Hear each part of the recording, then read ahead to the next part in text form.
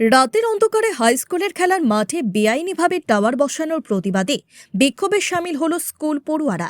শুক্রবার স্কুলের প্রধান শিক্ষকের হাতে একটি স্মারকলিপি তুলে দেন তারা। অভিযোগ, গ্রামবাসীদের না জানিয়ে পুজোর ছুটিতে রাতের অন্ধকারে নকশালবাড়ি ব্লকের গোসাইপুরের রানীডাঙ্গা কালারাম হাইস্কুলের খেলার মাঠে টাওয়ার বসান ওই স্কুলের প্রধান শিক্ষক প্রবীণ নন্দী।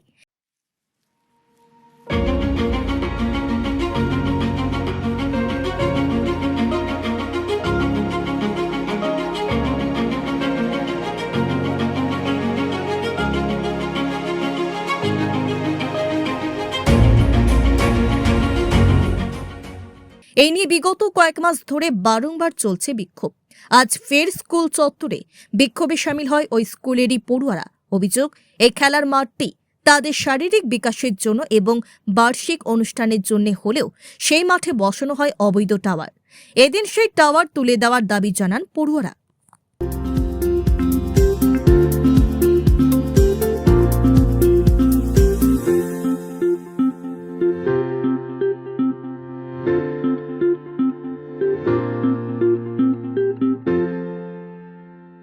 For queries, call +91 9733 99970.